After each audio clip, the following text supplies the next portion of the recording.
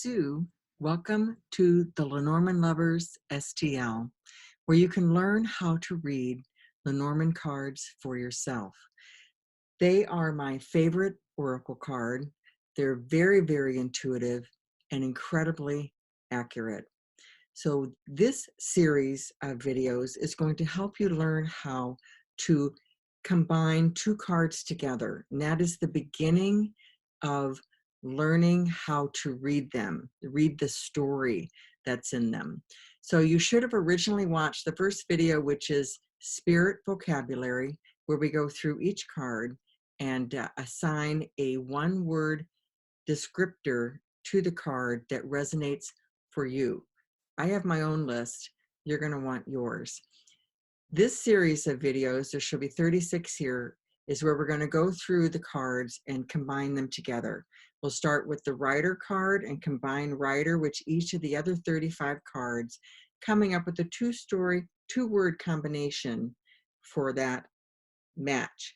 We'll do that for each of the 36 cards. So if you've already watched this video for another one of the cards, you can just skip in 6 minutes or so and start right in the middle, and it'll address the card that was written on the very front of the video.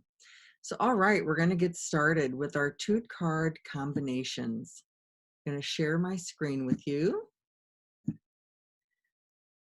All righty, what are Lenormand cards? Lenormand cards are named after Mademoiselle Lenormand, a French professional fortune teller of considerable fame who lived during Napoleon's time. Mademoiselle Lenormand is considered to be the greatest cartomancer of all time, highly influential during the wave of French cartomancy that began during the 18th century. She didn't create the cards, but became famous for using them to read for her clients, as will you become famous when you learn how to read the cards. The 36 card deck is simple. It's illustrated with fairly concrete literal meanings and is known as Petit Lenormand. As with all fortune-telling vehicles, these are to be used for fun and as a form of entertainment and are not to rule our lives. We are all born with free will that we need to exercise when making daily decisions. So why Lenormand cards? They're very straightforward. Each symbol represents an object, a person, an idea, and it speaks directly to each one of us. We use our own personal symbol vocabulary or spirit vocabulary to tell the story that shows up in the cards. There are only 36 cards that are anchored in simplicity, making the foundation work to prepare to read the Lenormand cards very easy to grasp. And the deck size is usually small, like a deck of playing cards, and easy to handle. So the benefits of reading Lenormand. Working with the Lenormand cards will strengthen your connection to your intuition. Being so easy to read, Lenormand cards will strengthen your confidence in your reading skills very quickly. They can show you the direction you're heading in any situation, and it's up to you to stay this course or to make changes. The cards serve as a messenger from your higher consciousness. And these cards are eerily accurate and can give you a glimpse of your future, helping you to prepare and manage your life. So here are some resources. There are many different books out there in the marketplace that can help you on your journey to master reading Lenormand cards. And I have chosen to use the following. The book I use is The Essential Lenormand by Rana George.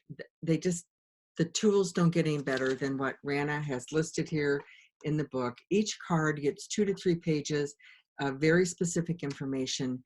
There's lots of different card spreads, and it's a wealth of information. So this is the book that I recommend for you. Now the card decks that I use 2. In the videos, I'm going to be using the Dreaming Way Lenormand. I just love these cards. The artwork is amazing, very easy to grasp, very, very pretty. The other deck, well, actually the deck that I learned on is the Blue Owl deck. Very specific back. These are pretty straightforward as well. Like that's a bouquet. Here's an anchor. Very, very straightforward but you can use whatever deck speaks to you. These are always available on Amazon, but you can also check with a local bookstore if you want to support business in your neighborhood. So I studied under a very talented teacher for several years, building my reading skills, and this led to my reading for the public in 2017. Choose what speaks to you from these videos and from the books, and leave the rest. There are no real hard and fast rules.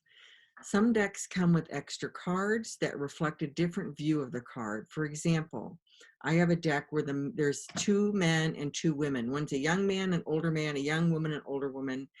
One of the decks I have has multiple birds in it. Might be owls versus crows. So pick the card that speaks to you and then leave the other one out. You don't need to have 2 men and 2 women. It'll start getting really, really confusing.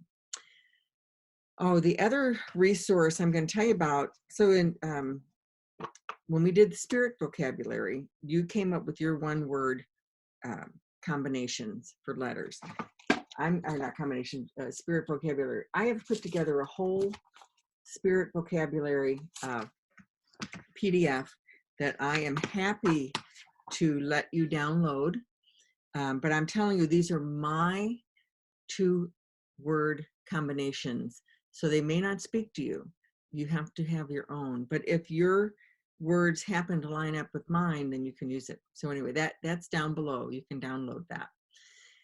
Alrighty. So there are some previous videos on here, moving through each of the 36 cards. Building your spirit vocabulary is the foundation for reading these cards. There are no set rules, and practice, practice, practice is the key to your experience. So the 2-card combinations, they're read in pairs, coming together to create a prediction that tells the story or answers the question that was asked. Now, learning these 2 cards is just the foundation. From there, we'll add a 3rd card.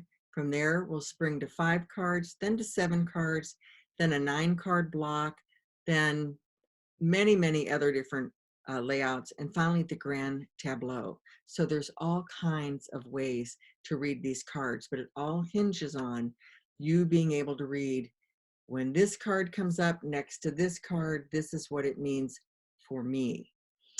So the symbols will flow together to give clarity about the past and give a glimpse of the future.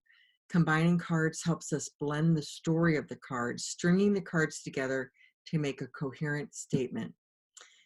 So we're going to start by looking at the first card as the subject of the 2-card reading, and the second card as a description that modifies it, or a noun as the first card and the adjective as the second card.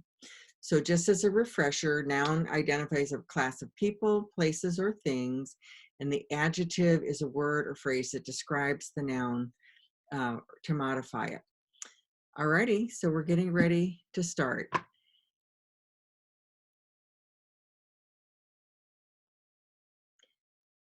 Alrighty. Don't forget to download your handouts and print out the handout for this exercise. Check your settings before you print, because this is a large 36-page document and you might want to print it double-sided. You can pause the recording and do that now. And then there are links below the video for the Lenormand card combination blank PDF. You'll only need to print this once and you'll use it for each of the 36 videos. So how to use this handout. We're going to take 1 word that symbolizes the meaning of each card in the Lenormand deck that you came up with in the exercise of spirit vocabulary. You're going to put that into the printout next to the card it represents in the column marked 1. For example, if we start with writer, you'll list for writer what your word was. For me, it was messenger. So messenger goes in the column 1 all the way down. Then what we're going to do is marry up each of the other 35 cards. So we're going to take writer plus clover. We'll put in what clover means, so lucky, and then we combine them together. We have messenger and lucky. We have a lucky message coming our way. So this will give you your 2-word combinations for each of your cards. I'm going to stop sharing at this time and move on to a different handout. So we've done quite a few of these videos now on spirit vocabulary and two card combinations. So I just want to let you know we're going to start moving quicker through this. So in the previous videos, I've been typing in the two words as we go and then getting the blended meaning. Now I'm just going to insert the completed worksheet that has the two card meanings in it already. So we can go quicker because you know what? We want to move on so that you can learn how to do 3-card readings, 5-card readings, 7-card readings, portrait spreads, and finally the grand tableau. So I'm really excited that you're on this journey with me. So let's get started on the next one. So we are moving right along, and now we're on card number 23, which is the mice. So mice is about stress and things diminishing, and could be depression. So generally, all those icky things you would think about if you were to open your cabinet door and find mice. There might be a couple of eeks in there and some shrieks. So anyway, we're going to match up the mice with each of the other 35 cards. Here we go. So mice with loss and stress, along with news or a messenger. So this is stressful news, someone bringing you stressful news. With the clover, which is luck. So luck and stress, so luck is lost. Now we have travel. Now the ship is about travel, but it's also anything with an engine. So I have car theft. It could also be trip being canceled, the diminishing of your travel plans. The house is about your home. So I put loss at home or possibly stress at home. This could be downsizing your house. This could be a child going off to college. Now you're an empty nester, so things have diminished. Number 5 is the tree, which is health. So diminishing health could be depression or a stressful illness or any kind of illness because it's just about your health diminishing. Clouds is about confusion and uncertainty.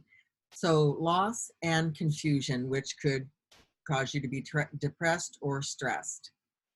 The snake, number 7, is about danger and betrayal.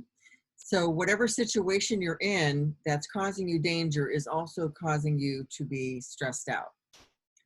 The coffin is about ending. So I have the end of confusion, and of course I spelled it wrong. So the end of whatever that word is, end of confusion. So next is bouquet, number 9, which is a gift, happiness, excitement. So happiness and excitement tied up with stress would be anticipation, maybe anxiety about something, but something good, but feeling a little butterfly about it. The scythe is about sudden and sharp. So a sudden loss, things suddenly starting to diminish. The whip is arguments, repeated things. So stress over the arguments or continued stress. The birds is about talking or gossip. So this could be a stressful conversation, or it could be that whatever somebody is saying about you behind your back is causing you stress. But it could also be gossip is diminishing. So you got to kind of play with it. The child is new or small, so new stress or low stress. The fox, number 14, is about sneaky, manipulative things or a job. So the loss of a job, so I'm going to say job loss. The bear, it's about diet, finance, and business. So this could be losing weight as diminishing. This could be stress over money or business. Stars are about wishes and dreams. So your dreams are lost, or your dreams are causing you stress. The Stark is about transition, which could be difficult changes or unwanted change. The dog is your loyal friend. So this could be an exhausting friendship. You love them to death, but they're sucking the life out of you. Or it could be you worried over a friend or a family member. The Tower is about a multi-level corporation, or it could also be isolation. So this could be stress at work. This could also, speaking of isolation, we're in the middle of the, stay-at-home order through the COVID-19 pandemic. So isolation is causing stress. So I live alone. I miss all my peeps. The next is the garden. So this would be a gathering. So this could be a stressful event. Now we have the mountain, which is obstacles. So this hard uphill climb combined with stress, just giving up. Crossroads is choices. So uncertain choices or a worrisome decision. The choice is causing you stress. Next is the heart, which is love. So this could be a heartache or some emotional stress. Number 25, the ring is a loss of commitment or a broken engagement. The book is secret knowledge, could be something to do with school. So the secret knowledge diminishing means the secret has been revealed, or if this is related to school, it could be stressful studies. The next one is number 27, written communication. So this could be stressful news. This could be a lost message, or maybe it's just you're not getting as many text messages as you used to. Number 28 is the man. So it could be an ill man, a depressed man, a worried man. With the woman, it could be an exhausted woman, an overworked woman. She could be an ill woman. The lily is about maturity and tranquility. So you've been stressed for a long time, or your stress is diminishing. I mean, your peace and tranquility is diminishing. The next one, the sun, is success and happiness. So your happiness diminishes. The moon is about emotions and psychic events. So being emotional and stressed together, I put depression. Or it could be your intuitive skill set is diminishing. So the key is about solutions. So solutions with stress, we're going to see improvements. The fish is about abundance, which is financial loss and business problems. The anchor is about security. So your security diminished. This could be unemployment. This could be a difficult situation that you have to navigate. And then the cross is a burden. So the burden with stress and diminishing, I have down as anxiety. So we're not going through any other cards on this video. Come back each day and do another one. Or you could complete the assignments on your own. Everything you need is in the links below. And it's really to your benefit if you work through all 36 cards as 2 card combinations on your own, coming up with your spirit vocabulary, because it's the faster you can look at 2 cards together and have your spirit vocabulary pop into your mind, it'll be much smoother as you're telling the story that is being revealed in the cards. It's really pretty cool. So all the handouts you need are below. My gift to you with the 2 card combination, that link is also below.